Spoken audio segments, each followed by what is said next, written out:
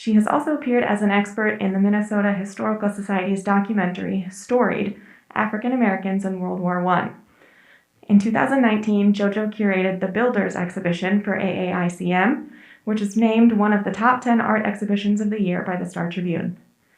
Belle is a PhD student in the History Department at the University of Minnesota. Her research interests include Black women and land ownership in the Upper Midwest, and she lives in Maple Grove, Minnesota. And she was nominated for a Minnesota Book Award. Woohoo! So I'm excited to hand it over to JoJo, and I'll also say that following the talk, we'll have books for sale, and JoJo can sign it for you right outside.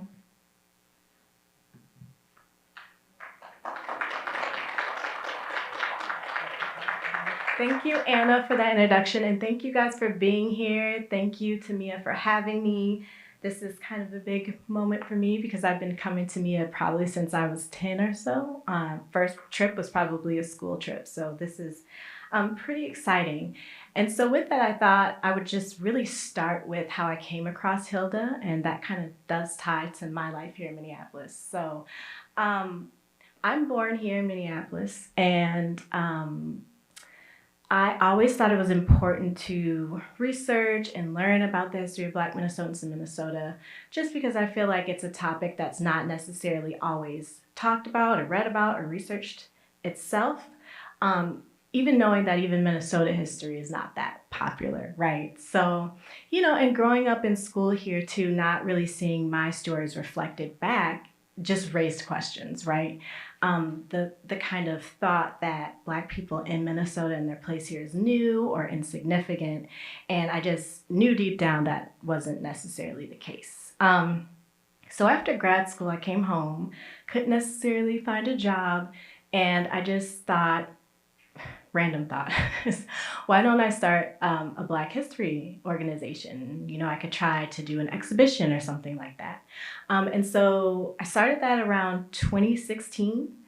And our first exhibition was kind of like an introduction to Black life in Minnesota. And it was a photo exhibition with Black people who were known and unknown as well.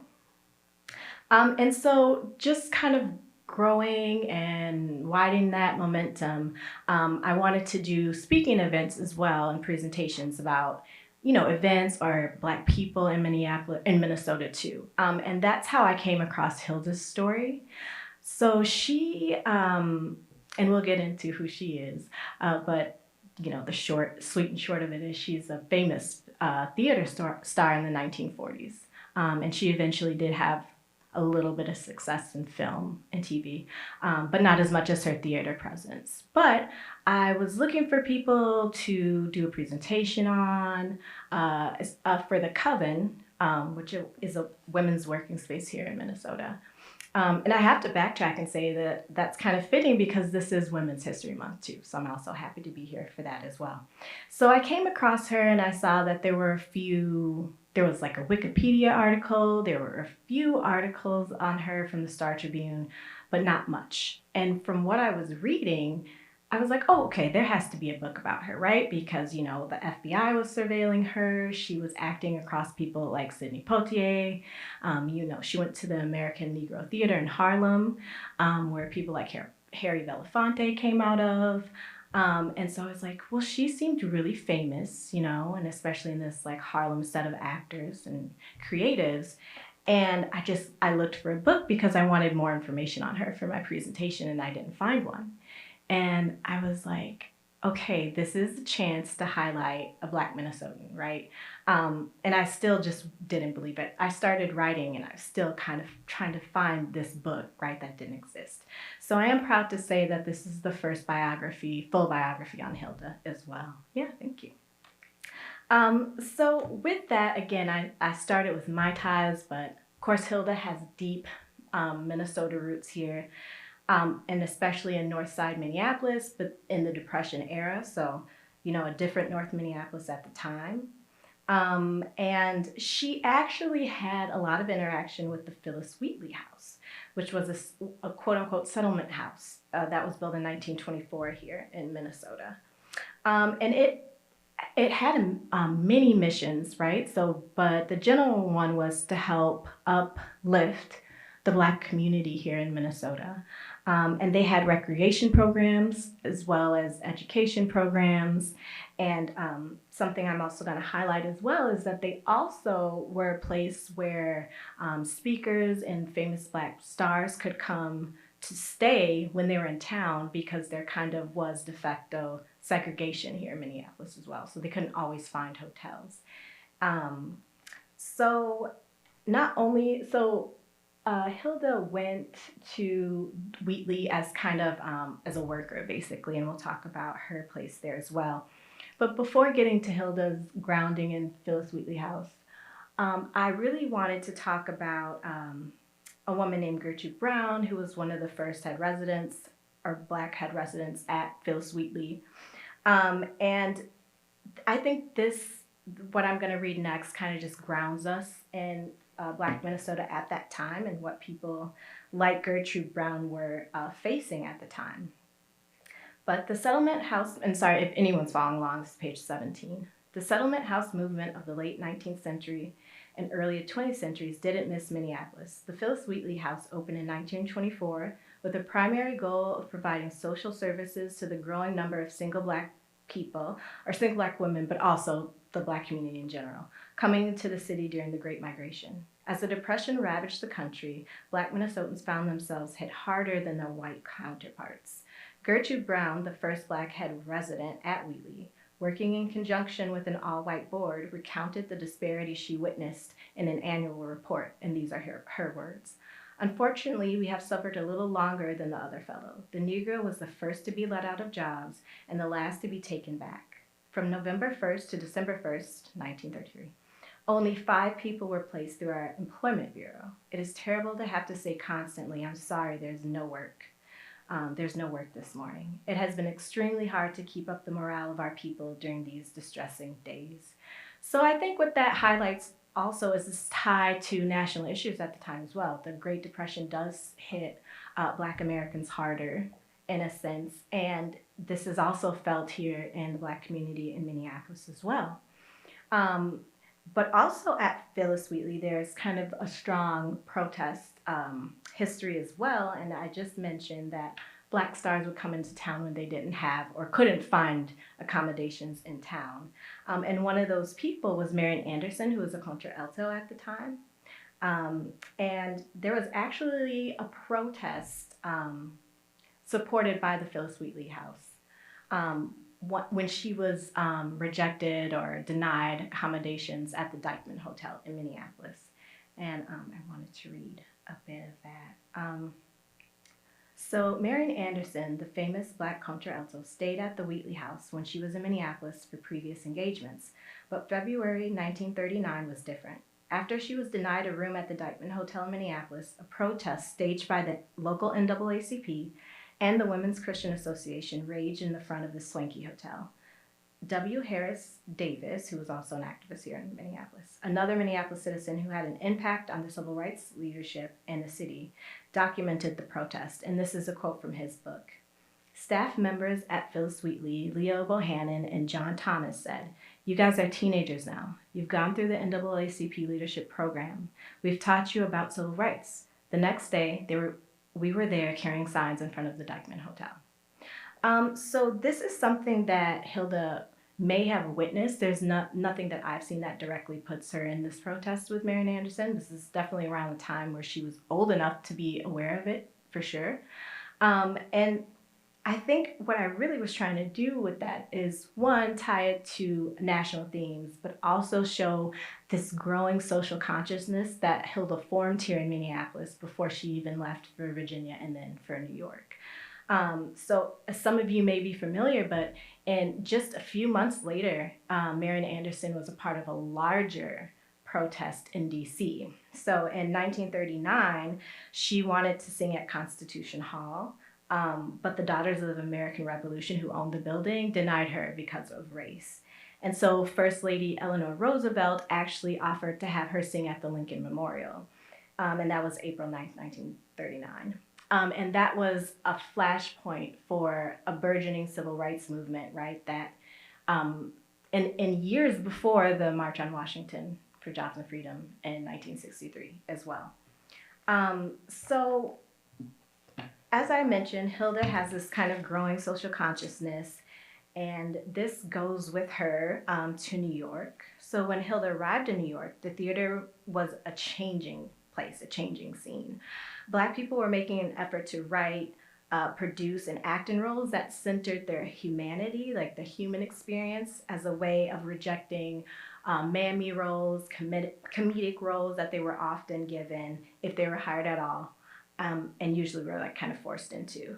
So the American Negro Theater in its prime is an example of a forward-moving theater troupe group collective who really wanted to put Black humanity at the center of their work. So Abram Hill and Frederick O'Neill are considered the co-founders of the American Negro Theater. And initially, the Ant held its performances in the basements of the Abyssinian Baptist Church, and the 135th Street Library, which is now the Schoenberg Center for Black Culture Research in Black Culture. And what I find very interesting about that is that theater, Hilda and Ant were actually there. So you could actually still go there and go in the basement and see the theater. Now it's probably not the exact same stage she was on, right? All these years later. But there was an exhibit about the American Negro Theater there too while I was doing my research as well. And so you don't maybe need to know these details, but they moved to another location again. And so I thought this would be an appropriate place to talk about Ants and how exactly they tried to approach this new take to Black people in theater. Ant co-founder Frederick O'Neill helped develop the theater's mission. Originally from Brooksville, Mississippi, O'Neill arrived in New York in 1936 and worked as a laboratory assistant while he studied acting at night. He and Abram Hill of Harlem were young actors struggling to find roles written for Black characters that were emotionally complex and multidimensional. On the radio program New World A-Comin', O'Neill spoke to listeners about the collective's goal. We wanted to create the opportunity to show Negro life as it really exists, to overcome the usual lazy, comical, superstitious Hollywood characters. In the same scripted interview, Hill detailed the theater's mission in his own words. Abe, as Hill was known, was a transplant from Georgia. 8 years Hilda's senior, he migrated to New York in 1923 at the age of 13 before leaving to attend college at Lincoln University in Pennsylvania, graduating with a concentration in theater arts. In 1938, he returned to New York and joined the ranks of the Federal Theater Project, or FTP. The FTP, formed by the administration of President Franklin Roosevelt, was a federal program established as a direct response to the unemployment crisis American theater workers faced during the Great Depression. And so later in the same scripted interview, Hilda actually speaks about the process of becoming an ANT member. According to Hilda, and these are her words, the studio group is a proving ground for new members, a springboard. They have an opportunity to adjust themselves, to show whether or not they wish to become a member of the theater. After 1 full year, they are eligible for group membership. So I think what Hilda was really trying to highlight when she was saying this is that this was a serious acting collective, right? So you really had to have chops and you had to prove that you had the skills to be an actor and to be in theater at the American Negro Theater. So the American Negro Theater was responsible for the play that would make Hilda famous, called Anna LaCosta. So Anna LaCosta premiered on Broadway on August 30th of 1944 at the Mansfield Theater. It's now since changed its name. And it was starring Hilda Simms, in the title role, and it was a groundbreaking first for a Broadway production because it was the first to feature, and could be a contentious claim, but it's the first to feature an all-Black cast that wasn't solely focused on race issues, which had kind of been the tradition in theater at this point. Carmen Jones was also on Broadway at the time as well. The play was originally written by Philip Jordan about a white Polish family, but was adapted later for the American Negro Theater, so in Harlem. And again, so Broadway bigwigs were in the audience one night when they were staging it at Ant and saw the play and wanted to move it to Broadway. So the story follows Anna LaCosta, a young woman estranged from her family, who becomes entangled in a love affair that forces her to confront her past and seek redemption, and her past as a sex worker in the play. The play was significant for its complex, fully developed Black characters at a time when most Broadway roles for Black actors were limited, as I said before, to stereotypes. So this is kind of ties into my last slide of this kind of Black humanist tradition as well. Am I on the same side? So Hilda's performance as Anna was widely praised, and she became a star because of it. And the success of Anna LaCosta led to over 900 performances here on Broadway in the U.S. alone, and a long-running national tour with a stop in Chicago, too, so another Midwest place, making it one of the most successful all-Black productions of its time. It was later adapted into 1958 film, and the leading role went to Eartha Kitt at that time. So before I mentioned that Hilda was accused of having communist sympathies, okay? So this is a period where after World War II, so the post-war period, actors, people who were pushing for civil rights, were being accused of being communists as a way to kind of silence their work. And really this began in Congress and in government, right? Accusing people of being communists to oust them as well. But like I said, it eventually seeps into writing, theater, Hollywood. I'm sure we've all heard of like the Hollywood 10 as well. And so Hilda, who was outspoken at this time, and who was in plays like, she was in a play by Langston Hughes, but she was in play with people who were considered subversives. I think on a few slides back, I mentioned or listed people like Canada Lee, Alice Childress, who were also accused of this as well.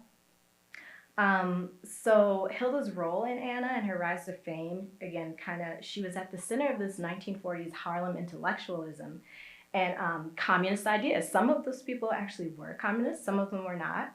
Just spoiler alert, Hilda says she's not. Sometimes sympathies at the time when the US government adopted a stance of containment, right, against the former Soviet Union. So in Hollywood and theater, artists were accused, as I said, as well, especially if they had like kind of left-leaning politics.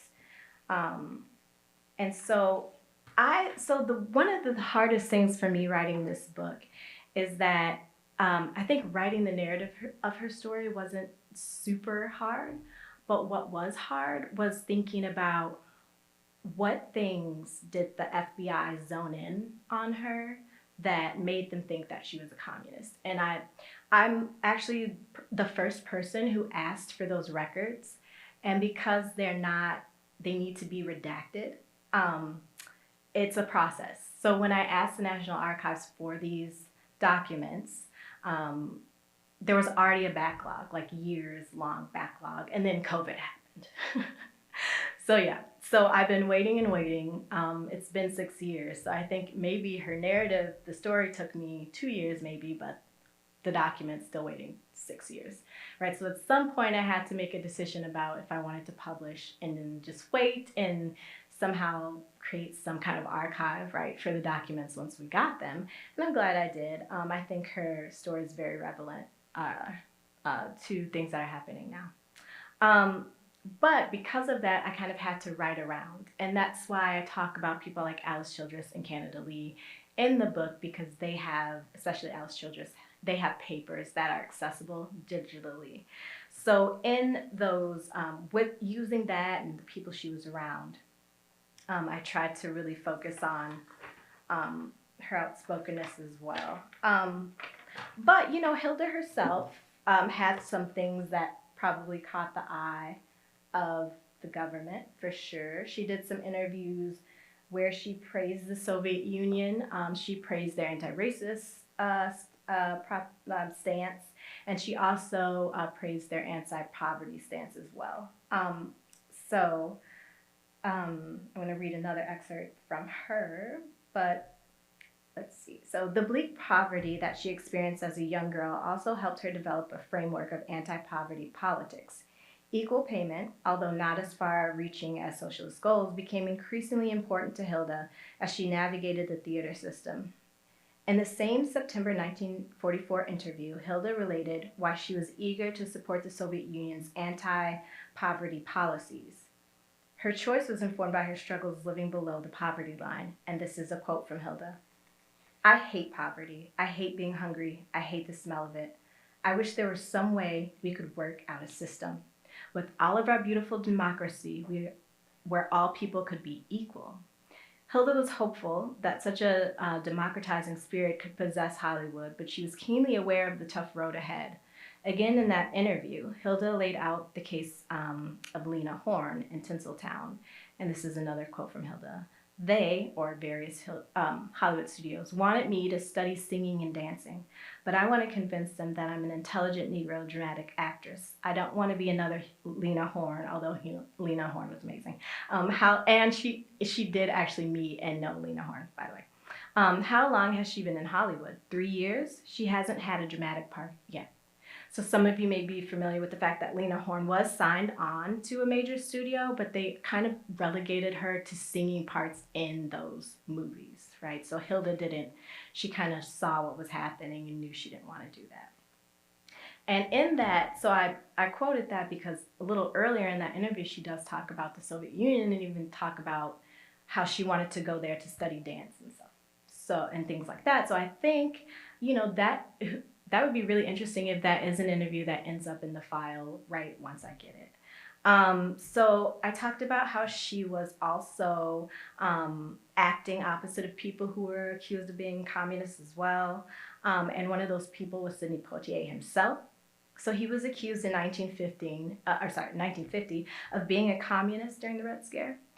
Because of his association with left-leaning civil rights activists and organizations, including the Civil Rights Congress, which was labeled subversive by the U.S. government, and his friendship with Paul Robeson, who was just a multi-talented person. He was a football player, he was a singer, he was an activist, and he also traveled to Russia a few times as well.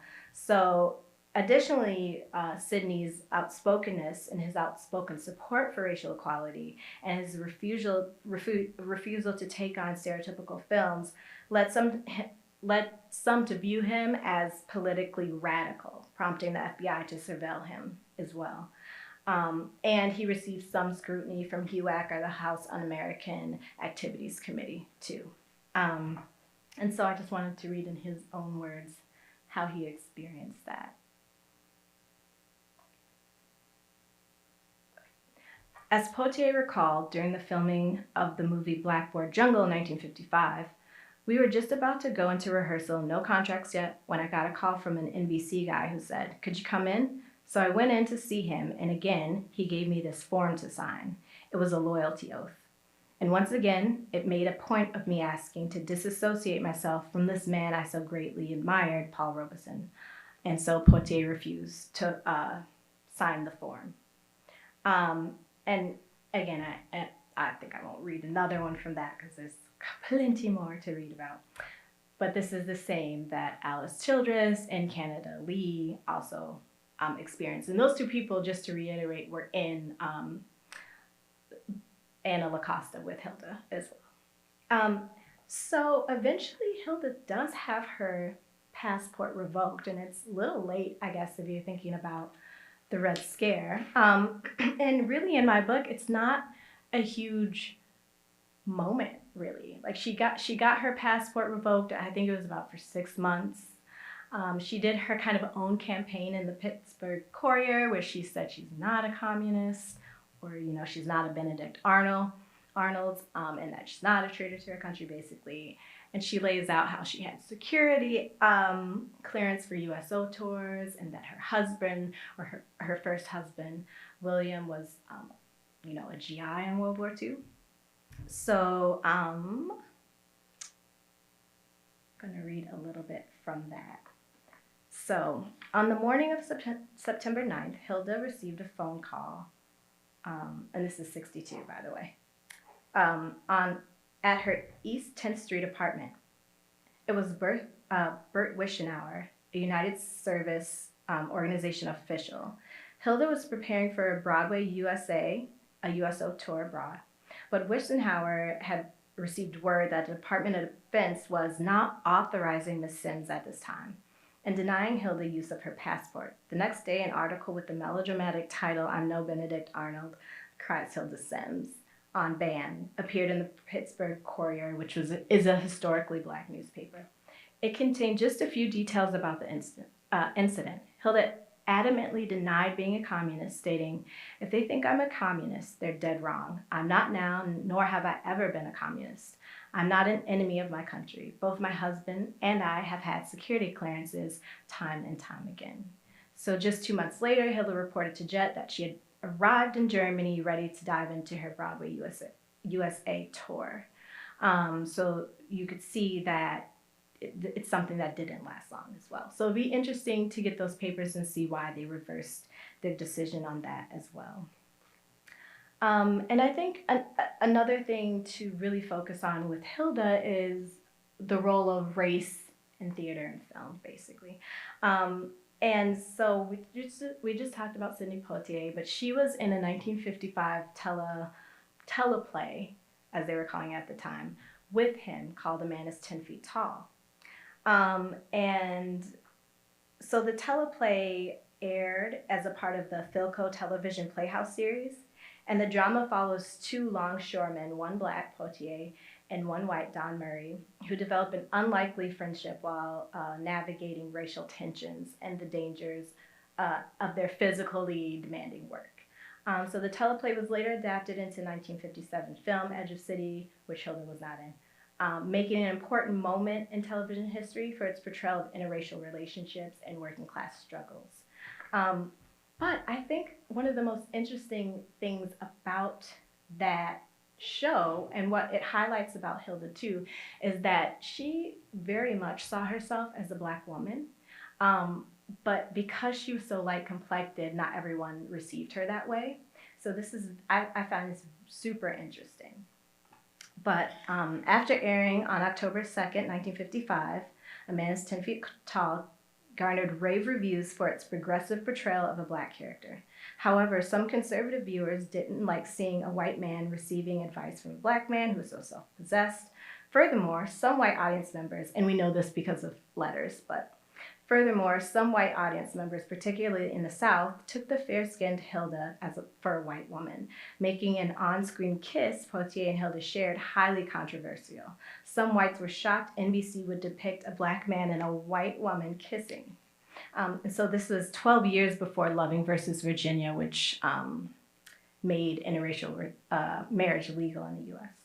And this was 13 years before Star Trek actors Nichelle Nichols and William Shatner shared their first interracial, or the first televised interracial kiss between Black and white performers.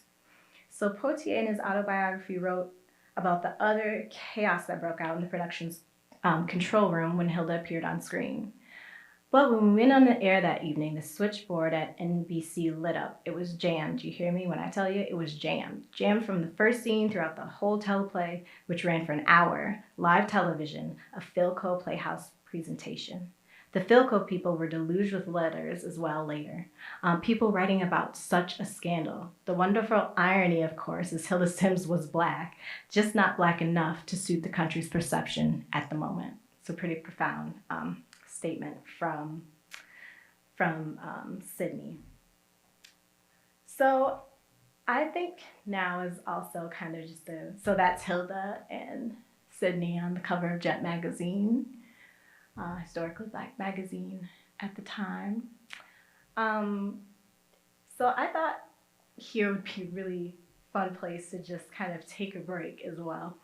And so as I was researching, I came across people who I didn't know before through Hilda, like Earl Hyman and Rosetta Lenoir. So Earl Hyman played the grandfather on The Cosby Show. And then Rosetta Lenoir played the grandmother on Family Matters. So both of these people were actually in Anna Lacosta with Hilda. So I just thought that was just kind of funny as a kid growing up watching 90s sitcoms, black 90s sitcoms. But it just goes to show too that I think, I feel her legacy is an untold legacy, but it's interesting to see these people as like a soft grandma, grandpa, but they were also under such scrutiny in the Red Scare period, right, as well. And also, a lot of the times on the forefront of the civil rights movement just because they wanted to be actors and be taken seriously as actors as well. So Hilda was also in radio. She was one of the first women, one of the first black women in radio as well. I'm gonna skip a little this because I feel like I'm going over. She also highlighted things like the Miss Negro Worker, which was kind of a title that black women got during World War II, right? It was a way to honor some of their sacrifices and some of the work they were doing as well in supporting the mission or being in the war themselves. And Hilda was also DJ'd or really hosted her own radio show called Ladies' Day. And I think it's so interesting too because she interviewed people like Gordon Parks, who also lived in Minnesota for a little bit too, super famous photographer. But so again, it was hosted by her. The show provided a platform for women's voices as well. I do want to mention real quick, I'm getting ahead of myself, so we have a little bit of time. But Hilda also, in a 1962 congressional hearing, talked about her, so the hearing was on hiring practices in New York, calling out the inequality of hiring practices in regards to Black people, but Puerto Ricanos too. And so she was talking about herself as an actress, but also what she had seen behind the stage. And people like Sidney Poitier were called. Gregory Dick, who is a comedian as well, was called. So bigwigs from NBC were called because Congress was starting to actually ask questions about these inequalities in film and in Hollywood and TV as well. And she said something so profound. I want to find the quote, but I wrote it somewhere. But again, I'm trying to think about time. But in it, and I'm paraphrasing now, she basically says that she didn't think it was wrong to plug for civil rights. So basically what she was saying is her outspokenness, her fight for equal rights on and off stage, she felt was also something that kind of stood in the way of the rise of her career as well. So she has it just come in full circle. So that's an ad from her Ladies' Day radio show. But just come in full circle. I think it's really interesting to think of Hilda's Minnesota footprints. I think when people think of Black people and stars, they're like Prince, right? But I feel like Hilda was almost the Prince of her day. So Hilda actually went to the U of M as a student when the U of M had segregated dorms as well. She lived in North Minneapolis, grew up in North Minneapolis. Her family's still there. Her niece Nanette, actually, I got to meet her through this process, and meeting her and talking to her kind of humanized Hilda in a way to me as well, outside of just the research in the papers and any primary, secondary research.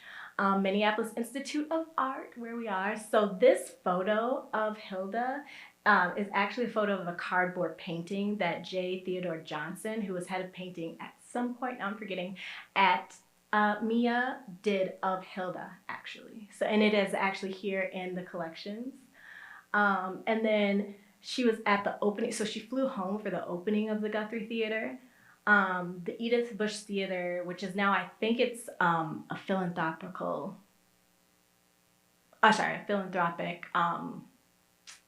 organization now, but it was the Edith Bush Theater, and she did a few plays here before she left, even for Virginia and in New York. And then she went to St. Margaret's. So I think in the beginning of my thing here, oops, didn't mean to do that. There was a yearbook picture of her. There we go. And I don't know if you could tell, but so she is right here. So that's her in 1937 as a senior in Minnesota. So thank you so much for your time. Thank you for being here and being interested in her story. And I think we're going to open it up for questions.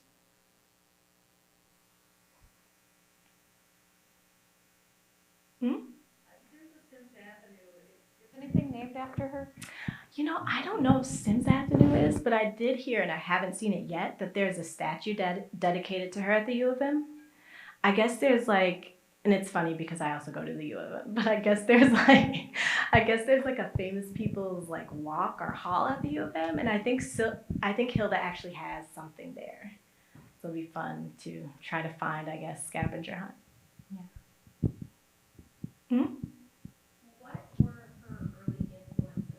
I find it so interesting that you have this hometown girl who grows up and educated in Minneapolis and then, goes off to, New York or what have you, and I seen this advertised, I geeked out into a little research and Yeah. I've heard of her before. Right. And, like, Yeah. Europe and things like that. Was she doing theater in high school? Was she doing theater at too? Like, what were her parents' roles in her pursuit of this theatrical profession? Yeah, so that's a really good question. Her parents were kind of like working class people, so they didn't really have a tie to the theater. But when she was little, I think it's one of those spark things because when she was little, she heard that this circus was coming into town and they needed people in the background to play Malaysian actors. And I think because, yeah, I know, pretty bad. I think because of her complexion, maybe she thought, or maybe she just thought it was fun, right, to go down and try. So she dragged her brother down, and maybe that was something that kind of sparked her. And then she did start acting in school here. Like I said, she acted in Edith Bush Theater. She was an usher at Homewood Theater in North Minneapolis. She did a few other plays as well in Minneapolis before she left. And she also was a fan of theater as well. So there was this really famous actress, I'm forgetting at the time now, that she asked about acting and like how to get famous. And the lady was basically like, it's a crapshoot, like don't try it. And then of course she becomes super famous. So I think it was something that was sparked in her. And then she got into the acting scene here in Minneapolis. And then that just kind of, her skill and her craft developed when she got to the American Negro Theater. Mm-hmm. So did she participate in the drama? What do you call that? I don't know if she did that. She was head of a program called Art and Life. And so that was like a youth program that taught younger kids theater skills. But I'm not sure if she was in the drama club. I didn't find anything. I mean, that doesn't mean she wasn't. But as I was researching, I didn't see anything. Yeah. Yeah. Right, exactly. She could have popped in, right? Or she could have, for all we know, maybe we'll find something that says that she was doing that, right? Yeah. But yeah, it was definitely a center of like her craft basically as well. So I wouldn't be surprised if she was somehow affiliated with that. Mm-hmm.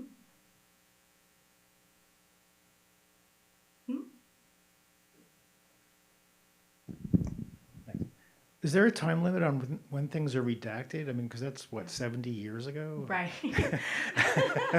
That was my question too. In a really crass way, I thought in my head, I was like, wouldn't that agent be kind of like dead by now? But I mean, maybe that is something I should figure out. I'm not sure. It's the same question you have kind of came to my head, like, right? Like, but I don't know. I know it's to protect agents' identity, I guess. But you would think there could be a time limit or something on that. But apparently there isn't because they want to have time to go through and redact everything. Yeah.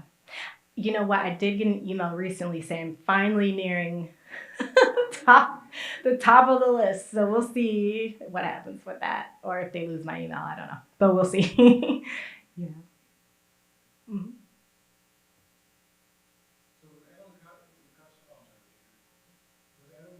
Mm-hmm. Mm-hmm.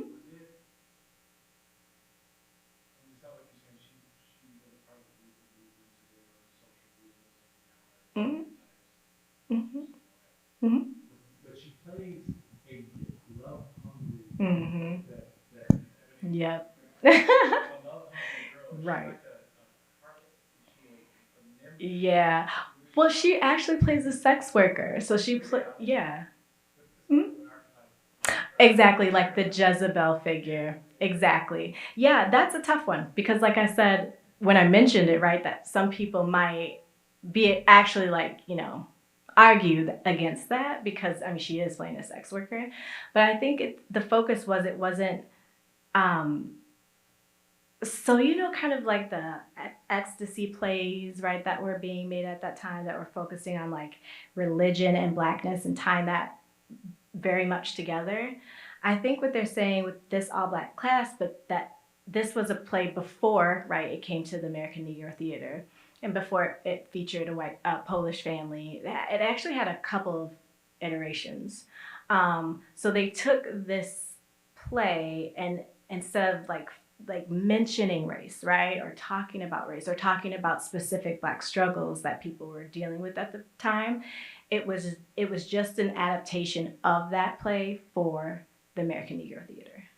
But you're right, tricky, right? Because yep, yep, class, yep, gender, right, but not for and anyway, not like a focus on race. But yeah, that's a good question. Yeah.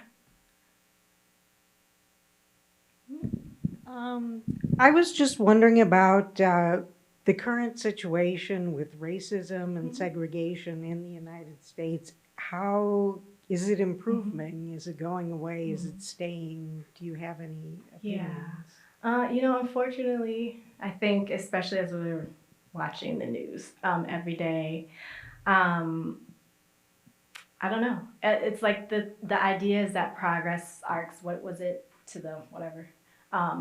Right, that progress is like a linear thing that we're always getting better. But I think with a lot of the focus on taking away DEI programs, like trying federally not to celebrate things like Black History Month, and now even thinking about federally trying to stop celebrating Women's History Month. At the moment, I don't think that arc is, toward progress, unfortunately. And I think what we see with Hilda, and especially the other actors in her life, that being outspoken in a period like this, and like a period she was in, can definitely put a target on you, and that things change rapidly, right? These people were tenacious in their fight against racism. And I feel like they made such headway in ways that we can't really even quantify.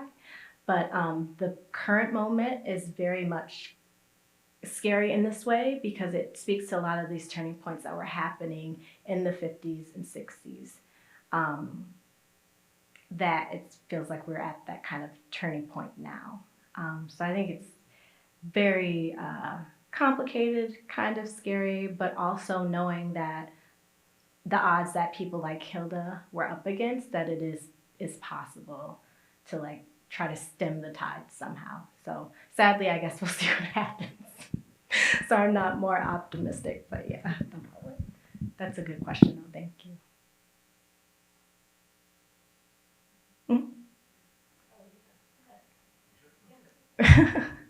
You mentioned that presumably you're the first biography of Hilda. What kind of reaction have you had from the press? I mean, do you have a vision maybe to start something and really shed some Yeah.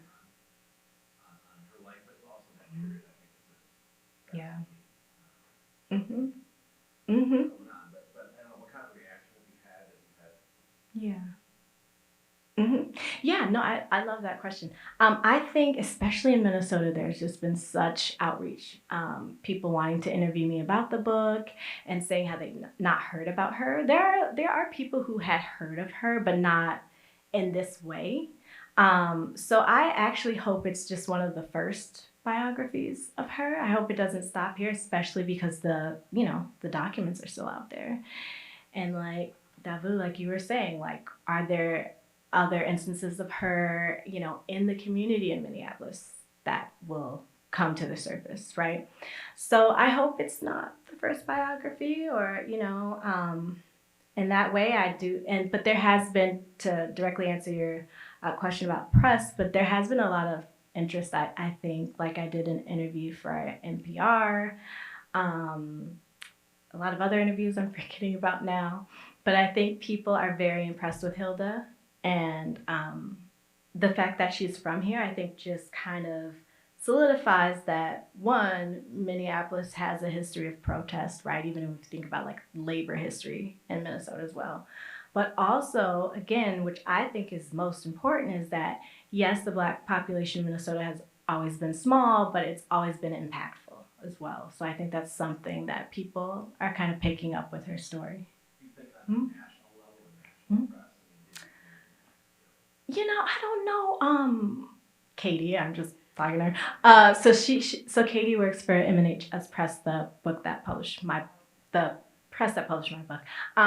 But Publishers Weekly posted something recently. So outside of that, and I think Yahoo News picked up like the St. Paul Press, Pioneer Press's review. So I see little strands there.